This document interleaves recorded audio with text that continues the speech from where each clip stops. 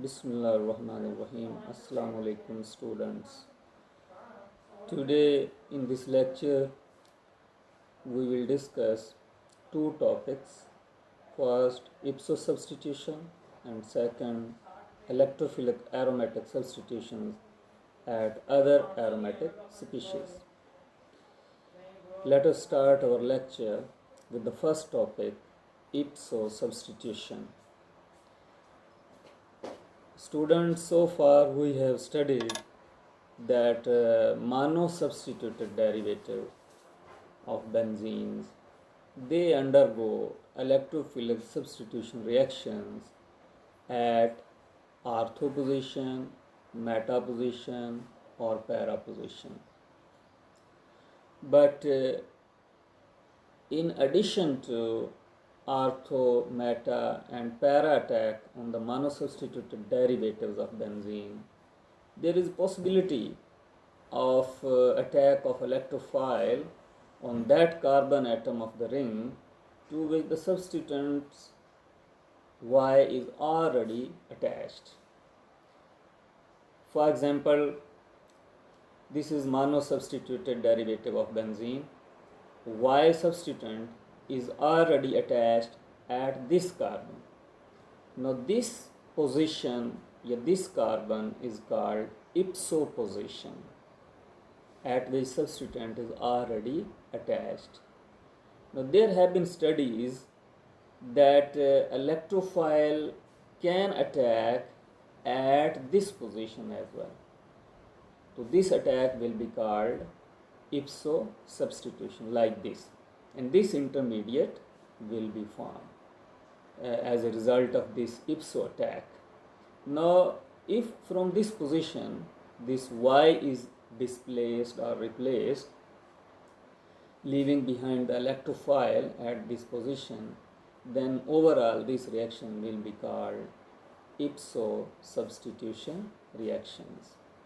Now let us elaborate this ipso substitution with various examples.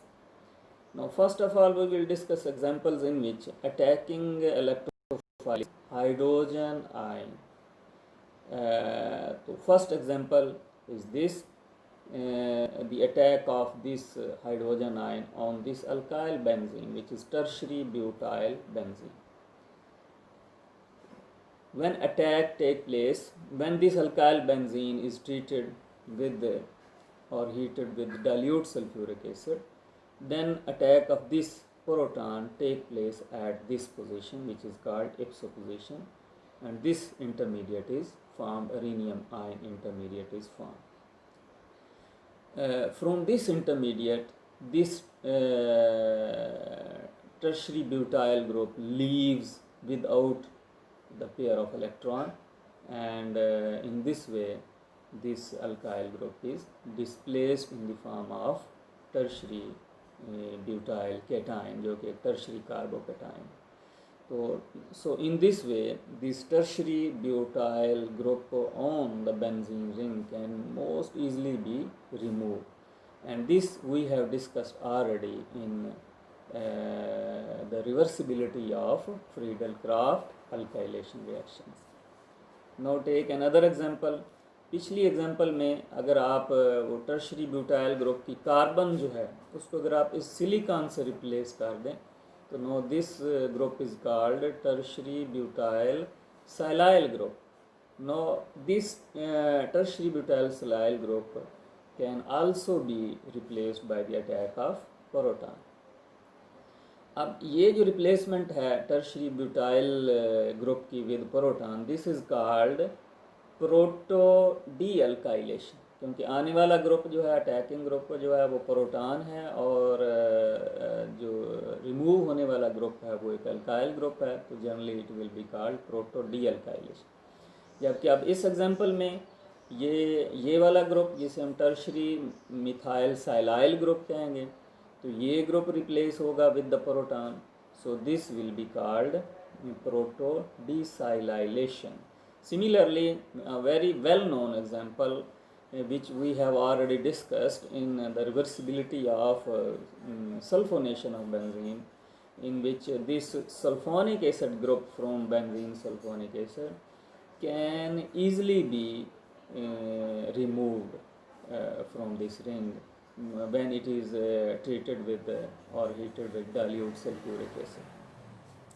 Again, attack of proton at this ipso position will take place, resulting the formation of this rhenium-ion intermediate, from which that substituent is replaced and form the sulfuric acid. So overall this reaction will be called proto desulfonation, क्योंकि आने वाला group proton है और remove होने वाला displace होने वाला group जो है वो सल्फोनिक एसिड ग्रुप है, so it is called protodesulfonation. अभी तक हमने पिछली एग्जांपल्स में हमने जो तीनों एग्जांपल हमने पढ़ी हैं उसमें अटैकिंग इलेक्ट्रोफाइल जो था वो हाइड्रोजन आयन था। तो इट इज़ नॉट नेसेसरी कि हर रिएक्शन में जो है वो हाइड्रोजन आयन का इप्सो अटैक होगा। तो ये there are some nitration reactions of alkyl benzene, particularly those alkyl benzenes having secondary alkyl group, जैसे ये दो secondary alkyl group लगे हुए हैं, आइसोप्रोपाइल ग्रुप जो हैं ये दो लगे हुए हैं, तो डाई आइसोप्रोपाइल बेंजीन है। तो इसका अगर ये नाइट्रेशन रिएक्शन इस नाइट्रेटिंग एजेंट के साथ कैरी आउट करेंगे तो along with the normal nitration product we will get this ipso substitution product in which this secondary butyl group is replaced by the nitronium ion, and इसकी जो percentage होगी वो 56% होगी। और इसमें परसेंटेज नॉर्मल प्रोडक्ट से ज़्यादा इसलिए है कि इसमें ये सेकेंडरी जो है कार्बोकेटाइन जो है वो लीव करता है, जिसकी लीविंग टेंडेंसी जो है वो ज़्यादा है। सिमिलरली अगर आप इस एग्जांपल में देखें तो ये बेंजीन पर 3 टर्शरी ब्यूटाइल ग्रुप लगे हुए, it is 1, 3, 5 try tertiary butyl benzene. तो इसका जब इस नाइट्रेशन इस रीजेंट के साथ करते हैं तो एक टर्शरी ब्यूटाइल ग्रुप जो है that is easily replaced by the nitro group, and in this way 100% product is form, and it is due to the relative stability of resulting carbocation, क्योंकि जो कार्बोकेटाइन इसमें से लीव करेगा वो ये tertiary butyl cation होगा, जिसकी leaving tendency जो है अमंग द कार्बोकेटाइंस सबसे ज़्यादा होगी due to its stability.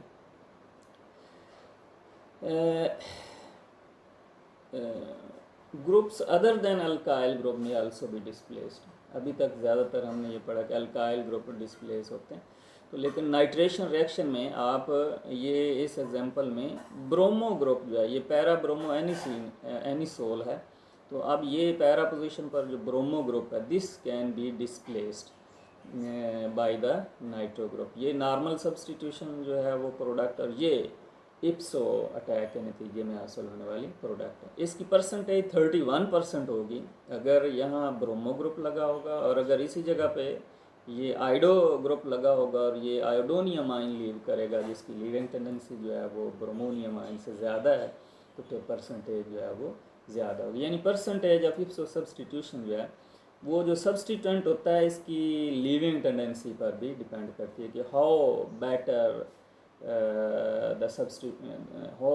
The leaving group, how better the substituent can act as a leaving group. Similarly आप ये अगली एग्जांपल्स में आप देख सकते हैं कि डी अल्काइलेशन एंड डीसल्फोनेशन हो रही है, and it may also be carried out when the attacking electrophile is bromonium ion. Dealkylation desulfonation आपने अटैक ऑफ नाइट्रोनियम आयन से और अटैक ऑफ हाइड्रोजन आयन से तो अभी हमने पढ़ी है, लेकिन यहाँ इस एग्जांपल में फ़र्क ये है कि डीअल्काइलेशन हो रही है, ये दो अल्काइल ग्रुप जो हैं टर्शी ब्यूटाइल ग्रुप में ये डिस्प्लेस हो रहे हैं विद ब्रोमो ग्रुप, तो इसको हम कहेंगे ब्रोमो डीअल्काइलेशन। आने वाला ग्रुप जो है ब्रोमो ग्रुप है और जाने वाला ग्रुप जो है वो अल्काइल ग्रुप है, तो that is why it is bromo D alkylation. और इस एग्जांपल में आप देख रहे हैं कि ये पैरामिथॉक्सी बेंजीन सल्फोनिक एसिड है, तो इसमें ये सल्फोनिक एसिड ग्रुप जो है that is replaced by bromo, तो दैट इज़ कॉल्ड ब्रोमो डीसल्फोनेशन। तो ये मुख्तलिफ एग्जांपल्स हैं, आप देख सकते हैं कि इसमें जो in all these examples the ipso attack takes place, which results into the formation of ipso substitution product. अब let us discuss the evidence for the ipso attack. When this orthoxylene is nitrated with this nitrating reagent with nitric acid in the presence of acetic anhydride, this ipso attack of nitronium ion take place. जब इसमें से nitronium ion जो है वो पैदा होता है तो ये जो है as a result of this attack ये एसीटेट आयन भी बनता है। तो नाइट्रोनियम आयन का अटैक ये ipso पोजीशन पर हो जाता है और ये इंटरमीडिएट बन जाता है। और इस इंटरमीडिएट में आपको पता है कि ये रेजोनेंस हाइब्रिड है 3 रेजोनेंस स्ट्रक्चर्स का, जिसमें पॉजिटिव चार्ज यहाँ इस ऑर्थो पोजीशन पर भी है जहाँ मिथाइल लगा हुआ है, दूसरे रेजोनेंस स्ट्रक्चर में इस पैरा पोजीशन पर होता है और तीसरे रेजोनेंस स्ट्रक्चर में इस ऑर्थो पोजीशन पर पॉजिटिव चार्ज होता है। तो अब होगा ये कि ये जो न्यूक्लियोफिलिक स्पीशी या आयनिक स्पीशी मौजूद है इन द रिएक्शन मिक्सचर, इसका अटैक अब पैरा पोजीशन पर हो जाएगा और जब इसका अटैक पैरा पोजीशन पर हो जाएगा तो this product will be formed जो कि एक डाईईन है having these 2 substituents at ipso position. So the isolation of this diene from the reaction mixture shows that ipso attack of the nitronium ion takes place. तो इस तरह ये establish हो जाता है कि ipso attack जो है वो हुआ है। Similarly, the trapping of the intermediate for ipso attack can also be carried out by nucleophile already present in the system. अब इसमें ये डाईईन की जो ट्रैपिंग हो रही है, इंटरमीडिएट हमने डाईईन की फॉर्म में ट्रैप किया है, तो ये जो ट्रैपिंग हो रही है वो एक न्यूक्लियोफिलिक स्पीशीज से हो रही है जो कि इस रिंग का पार्ट नहीं है। लेकिन अगली एविडेंस में आप देख सकते हैं कि ये नाइट्रेशन अगेन इस कंपाउंड की हो रही है, तो ये ipso अटैक हो रहा है और ये इंटरमीडिएट बन रहा है और ये इंटरमीडिएट जो है get stabilized by the participation of this lone pair. ये लोन पेयर इन्वॉल्व हो जाता है और ये इस तरह डबल बॉन्ड बनता है और पॉजिटिव चार्ज इस पर आ जाता है और बाद में यहाँ से लॉस ऑफ हाइड्रोजन आयन होगा, तो ये प्रोडक्ट हमें हासिल होगी। यानी ये वाला इंटरमीडिएट जो है ये ट्रैप हो गया है इन द फॉर्म ऑफ डाईईनोन। ये डाईईन नहीं है, डाईईनोन बेसिकली ये कीटोनिक ग्रुप है और डाईईन भी है तो इसको हम डाईईनोन कहें। तो इस एग्जांपल में ये जो ट्रैपिंग है इंटरमीडिएट की इन द फॉर्मेशन ऑफ डाईईनोन, ये भी ये शो करता है कि ये ipso अटैक जो है वो हुआ है क्योंकि ये नाइट्रो ग्रुप और मिथाइल ग्रुप एक ही है। Now the next point is there are examples in which if the substituents already present on the ring is not a good cationic leaving group, then the intermediate for ipso attack may undergo rearrangement to provide a better cationic leaving group. यानी पिछली examples में तो हमने ये कहा है कि ipso attack जब होता है तो जो सब्सटीट्यूएंट होता है वो लीव कर जाता है क्योंकि वो एक गुड लीविंग ग्रुप होता है। लेकिन अब आप ये एग्जांपल देखें, इसमें ये प्रोटॉन का अटैक हो रहा है एट दिस पोजीशन जहाँ मिथाइल ग्रुप ऑलरेडी लगा हुआ है, तो ये ipso अटैक है और इसके नतीजे में ये इंटरमीडिएट बनेगा। अब यहाँ से ये जो मिथाइल ग्रुप है ये चूँकि पुअर लीविंग ग्रुप है क्योंकि जब ये लीव करेगा तो प्राइमरी कार्बोकैटायन की फॉर्म में लीव करेगा। तो प्राइमरी कार्बोकैटायन जो है वो ऐसे अल्काइल ग्रुप जो प्राइमरी कार्बोकैटायन की फॉर्म में लीव कर सकते हों तो वो पुअर लीविंग ग्रुप होते हैं क्योंकि प्राइमरी कार्बोकैटायन लेस स्टेबल होता है। तो लिहाजा अब इस सूरत में क्या होगा, टू गेट द स्टेबिलिटी ये मिथाइल ग्रुप जो है लीव तो नहीं करेगा लेकिन ये यहाँ से माइग्रेट करके इस पोजीशन पर मेटा पोजीशन पर आ जाएगा और इसलिए मेटा पोजीशन पर आ जाएगा कि अब यहाँ से ये मेटा पोजीशन से ये प्रोटॉन जो है वो लीव कर सकता है, एक बेटर लीविंग ग्रुप जो है वो उसे मिल जाएगा इस रीअरेंजमेंट के नतीजे में और ये इसके लीव करने से ये मेटाजाइलिन जो है वो बन जाएगा। तो इस तरह ये आर्थोजाइलिन का कन्वर्जन जो है या जो है रीअरेंजमेंट जो है to मेटाजाइलिन that takes place when this orthoxylene is treated with HCl in the presence of Lewis acid aluminium trichloride. Similarly, when this paraxylene is treated with HCl in the presence of aluminium trichloride, then again this rearrangement will take place, and this paraxylene with the same mechanism will be converted, will be rearranged into the metaxylene. Another example of the rearrangement after IPSO attack is the nitration of paraxylene.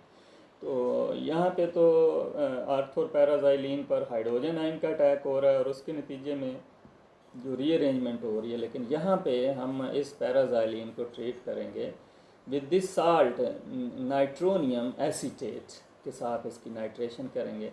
तो अब nitronium ion का attack जब ये इप्सो attack ये होगा, अब methyl group जो है वो लीव नहीं करेगा क्योंकि ये पुअर लिविंग ग्रुप है। तो to provide a better leaving group यहाँ से ये नाइट्रोनियम आयन जो है लीव तो नहीं करेगा, लेकिन यहाँ से ये माइग्रेट कर जाएगा, शिफ्ट हो जाएगा एट द एडजेसेंट पोजीशन जो कि मेटा पोजीशन होगी, और इस तरह वहाँ से फिर हाइड्रोजन आयन का लॉस होगा। हाइड्रोजन आयन एक गुड लिविंग ग्रुप है, तो उसके लॉस से जो है ये प्रोडक्ट जो है वो बन जाएगी। तो this was all about इप्सो substitution.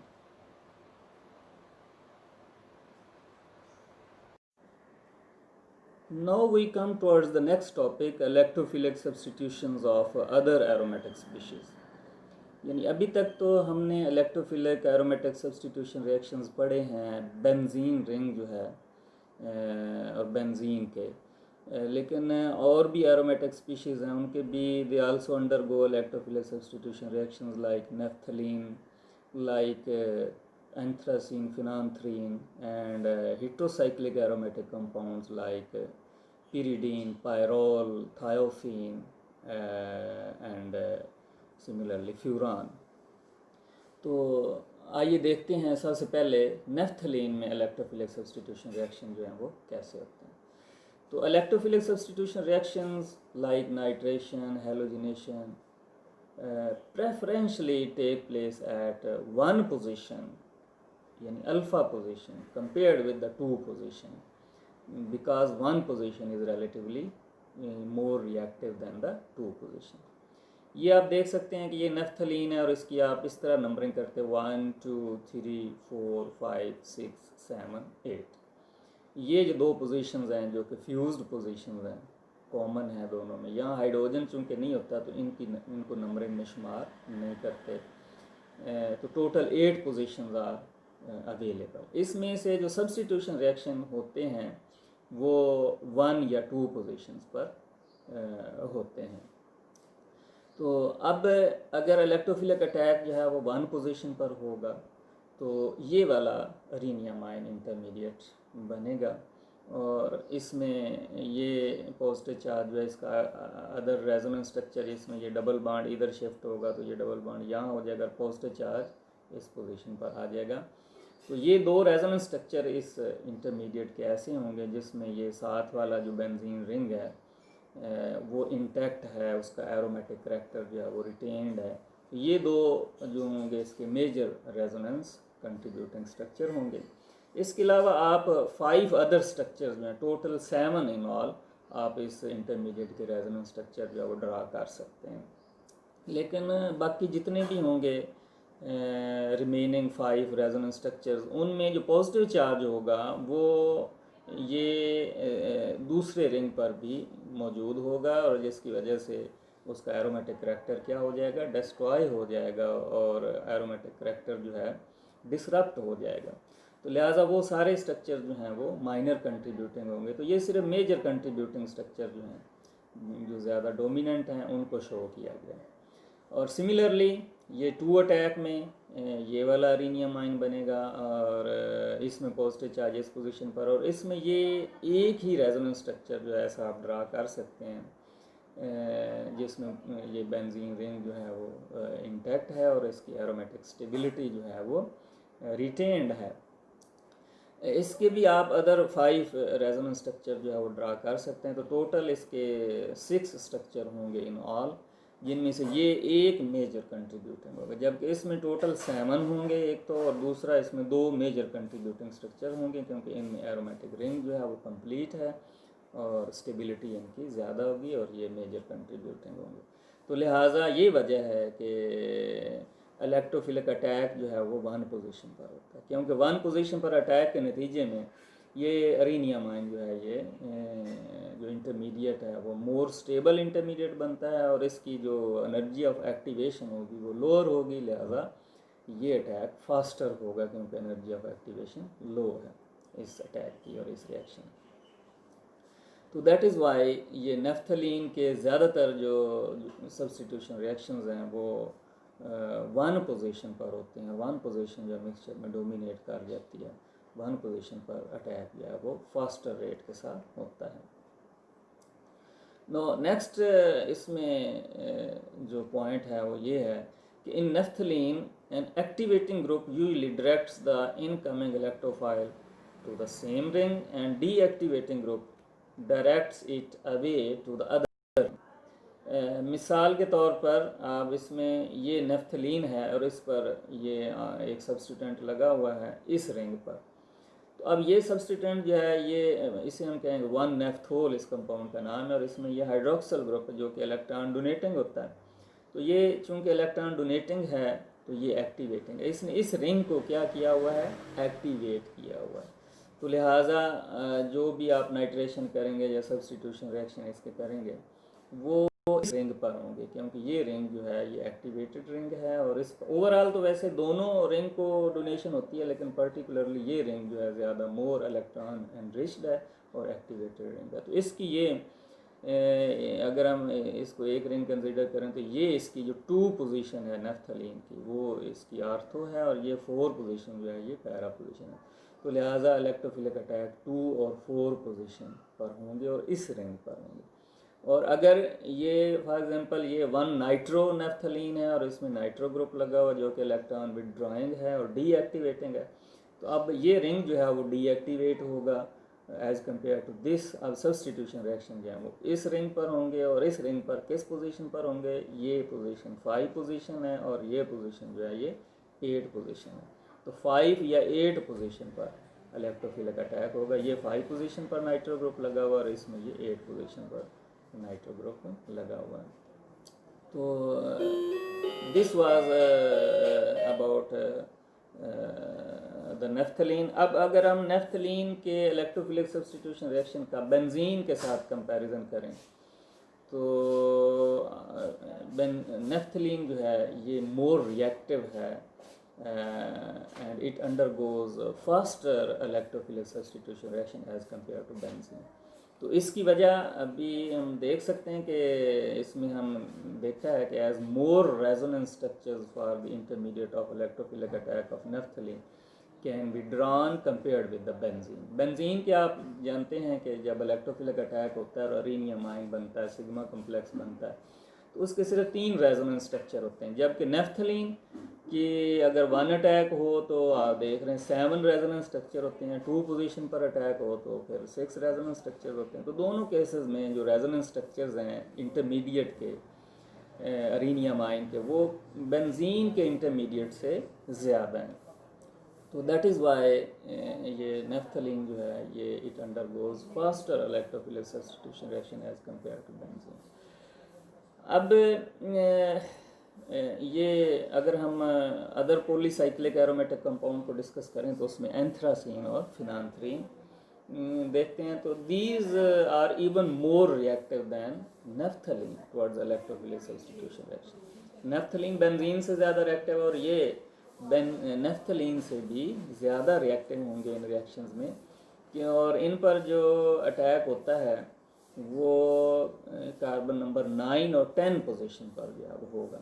तो फॉर एग्जांपल ये नेफ्थलीन है, इसकी नंबरिंग हम यूँ करेंगे 1 2 3 4, और इसके बाद सेंटर वाला रिंग छोड़ के तो इस रिंग को इसे नंबरिंग करेंगे 5 6 7 8 और फिर ये सेंटर वाले रिंग की 2 पोजीशन जो हैं वो अवेलेबल हैं जहाँ रिएक्शन हो सकता है 9 और 10।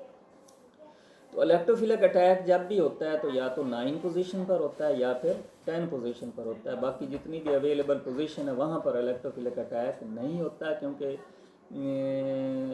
9 और 10 पोजीशन पर अगर अटैक होगा तो जो अरीनियम आयन होगा वो मोर रेजोनेंस स्टेबलाइज होगा, उसकी स्टेबिलिटी ज़्यादा होगी, तो लिहाजा 9 और 10 पोजीशन पर फास्टर रेट के साथ अटैक होता है। तो जैसे ये आप देख सकते हैं कि ये इस 9 पोजीशन पर जो है वो अटैक हो रहा है इलेक्ट्रोफाइल का, और ये साथ एडजेसेंट पोजीशन पर पॉजिटिव चार्ज आया, और ये इस तरह पे डबल बॉन्ड यहाँ शिफ्ट हुआ तो ये पॉजिटिव चार्ज इस पोजीशन पर आया। अब ये वो रेजोनेंस स्ट्रक्चर है जिसको हम कहेंगे मेजर रेजोनेंस कंट्रीब्यूटिंग स्ट्रक्चर है इस इंटरमीडिएट का, और इसकी वजह से ये जो अटैक है वो 9 पोजीशन पर होता है। ये क्यों मेजर कंट्रीब्यूटिंग है? क्योंकि इस स्ट्रक्चर में जो ये दाएं और बाएं तरफ जो दोनों रिंग हैं वो कंप्लीट हैं, 2 बेंजीन रिंग जो है वो कंप्लीट है, उनका एरोमेटिक करैक्टर जो है वो रिटेन्ड है, एरोमेटिक स्टेबिलिटी जो है वो ज़्यादा है। जबकि बाकी जितने भी रेजोनेंस स्ट्रक्चर इसके होंगे उसमें ये जो है इलेक्ट्रोफिलिक ये जो रिंग हैं वो 2 रिंग जो है वो कंप्लीट अगर होंगे भी तो उनकी एरोमेटिक स्टेबिलिटी उतनी ज़्यादा नहीं होगी। तो ये आप देखें कि ये फिनान्थ्रीन है, फिनान्थ्रीन की नंबरिंग ऐसे होती है 1 2 3, ये दाएं वाला रिंग है, फिर सेंटर वाले रिंग को छोड़ के बाएं रिंग को 5 6 7 8, और फिर सेंटर वाले रिंग की 2 पोजीशन है ये 9 और 10। तो अब इसमें भी ये 9 या 10 पोजीशन पर अटैक हो, ये 9 पोजीशन पर शो किया गया, और ये मेजर कंट्रीब्यूटिंग स्ट्रक्चर इस केस में बनेगा। तो अगर और किसी भी पोजीशन पर अटैक होगा तो ये इस तरह के रेजोनेंस स्ट्रक्चर जो हैं, जो कि हाईली स्टेबल रेजोनेंस स्ट्रक्चर हैं, जिनमें 2 बेंजीन रिंग दाएं बाएं तरफ वाले जो हैं वो उनका एरोमेटिक करैक्टर डिस्ट्रॉयड नहीं है, डिसरप्ट नहीं हुआ, रादर वो रिटेन्ड है, तो इस वजह से इसमें स्टेबिलिटी ज़्यादा है। तो ये सिर्फ इस सूरत में ये मेजर कंट्रीब्यूटिंग स्ट्रक्चर बनते हैं अगर 9 या 10 पोजीशन पर अटैक हो, तो बाकी किसी पोजीशन पर इस तरह के स्टेबल रेजोनेंस स्ट्रक्चर नहीं बने। तो ये सिर्फ इसके 2 और इसके भी 2 शो किए हुए हैं, आप इसके भी और भी ज़्यादा रेजोनेंस स्ट्रक्चर जो है वो ड्रा कर सकते हैं और इसके भी ज़्यादा रेजोनेंस स्ट्रक्चर ड्रा कर सकते हैं, लेकिन मेजर कंट्रीब्यूटिंग स्ट्रक्चर ये वाले होंगे, इनकी वजह से ये 9 और 10 पोजीशन पर अटैक होता है। अब अगर अगले हेटेरोसाइक्लिक एरोमेटिक कंपाउंड हैं जिसमें 5 मेंबर रिंग, जिसमें पायरोल, फ्यूरॉन और थायोफीन की बात करें, तो ये वाले जो हैं इनके जो इलेक्ट्रोफिलिक सब्स्टिट्यूशन रिएक्शन है इन सिस्टम्स के, they are faster electrophilic aromatic substitution reaction than benzene, and this can be explained by drawing their resonance structures. आप ये फॉर एग्जांपल पैरोल की एग्जांपल ले लें तो इसके रेजोनेंस स्ट्रक्चर आप इस तरह ड्रा कर सकते हैं। इसमें जो नाइट्रोजन एटम पर लोन पेयर है वो उसकी पार्टिसिपेशन होती है, उसकी डोनेशन होती है, जैसा कि रेजोनेंस स्ट्रक्चर में शो हो रहा है, जिसके नतीजे में नाइट्रोजन पर पॉजिटिव चार्ज होगा और रिंग की कार्बन पर आप देख सकते हैं सारी कार्बन पर जो है वो नेगेटिव चार्ज है। तो चूंकि इसमें रिंग की जो कार्बन है वो इलेक्ट्रॉन रिच हो जाती हैं due to this donation of electron, तो इसलिए रिंग जो है ये एक्टिवेटेड रिंग होते हैं और इलेक्ट्रोफिलिक सब्स्टिट्यूशन रिएक्शन का रेट जो है वो फास्टर होता है as compare to benzene. These systems are also called pi excessive heterocycle, यानी इन heterocyclic compound को हम pi excessive heterocycle कहते हैं, क्योंकि इनमें रिंग जो है वो उस पर excessive pi electron cloud जो है वो मौजूद होता है due to this donation of lone pair by the heteroatom, and they behave like activated monosubstituted derivative of benzene, like aniline, like phenol। ये उनकी तरह जो है वो इनके रिंग जो होते हैं वो एक्टिवेटेड रिंग होते हैं। अगर आप देखें तो अगला पॉइंट जो है इसमें ये है कि इलेक्ट्रोफिलिक अटैक जो है किस पोजीशन पर होगा, तो ये पैरोल जो है इसकी ये नंबरिंग है, इसी तरह थायोफीन और फ्यूरान की भी इसी तरह नंबरिंग कर सकते हैं 1 2 3 4 5। तो इलेक्ट्रोफिलिक अटैक जो होता है या तो 2 पोजीशन पर होता है या फिर 3 पोजीशन पर होता है, प्रेफरेबली 2 पोजीशन पर होगा, क्योंकि आप देख सकते हैं ये 2 पोजीशन पर ये जो है इलेक्ट्रोफिलिक अटैक जब होता है तो ये 3 रेजोनेंस स्ट्रक्चर्स बन सकते हैं, और जब 3 पोजीशन पर होता है तो ये 2 रेजोनेंस स्ट्रक्चर जो इसके होते हैं। तो लिहाजा इतना ज़्यादा स्टेबिलिटी में फ़र्क तो नहीं है, क्योंकि एक्टिवेटेड रिंग है, और ये स्टेबिलिटी में कोई मार्क्ड डिफरेंस तो नहीं है, लेकिन फिर भी रिलेटिवली 2 पोजीशन पर रिएक्शन ज़्यादा होता है। और अगर आप इनमें आपस में कंपैरिजन करें तो पायरोल जो है उसकी रिएक्टिविटी ज़्यादा होगी एज़ कम्पेयर टू फ्यूरॉन। इसकी वजह ये है कि इसमें ऑक्सीजन जो है वो लेस इलेक्ट्रोनेगेटिव है एज़ कम्पेयर नाइट्रोजन जो है वो less electronegative as compare to oxygen. तो ऑक्सीजन जो है बीइंग मोर इलेक्ट्रोनेगेटिव, ये इसमें से लोन पेयर का पार्टिसिपेशन उतना इफेक्टिव नहीं होगा जितना कि नाइट्रोजन, यानी ये ज़्यादा डोनेटिंग है नाइट्रोजन, तो इसलिए पायरोल रिंग की रिएक्टिविटी ज़्यादा होगी एज़ कम्पेयर टू फ्यूरॉन। और फ्यूरान जो है वो सल्फ़र थायोफिन से ज़्यादा रिएक्टिव क्यों है, क्योंकि इसमें इलेक्ट्रोनेगेटिविटी का फ़र्क की वजह से नहीं है, बल्कि इसमें ये ऑक्सीजन एटम का जो साइज़ है, ये जो है इसमें जो पी ऑर्बिटल, ये sp2 हाइब्रिडाइज्ड है, और इसका जो पी ऑर्बिटल है इसकी ओवरलैप ये कार्बन एटमों के पी ऑर्बिटल के साथ, चूँकि इसका साइज़ जो है कंपेरेबल है, मैच करता है, तो इसलिए इसकी जो ओवरलैपिंग होगी वो ज़्यादा होगी, और इसलिए ये ज़्यादा इलेक्ट्रॉन इसमें डोनेशन हो रही है as compare to sulphur. Sulphur का साइज़ जो ज़्यादा है, तो ये लोन पेयर की delocalization by overlapping of the p orbital वो उतनी ज़्यादा इफेक्टिव नहीं।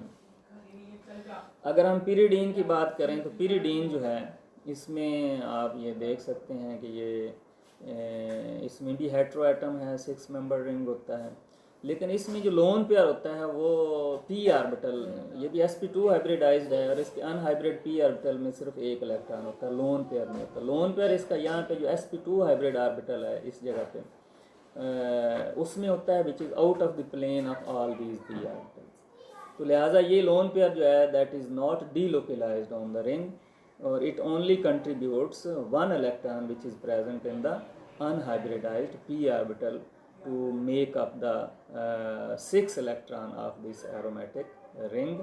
तो सिर्फ एक इलेक्ट्रॉन लोन पेयर जो है जस्ट वो नाइट्रोजन एटम के ऊपर मौजूद है और वो डिलोकलाइज नहीं होता।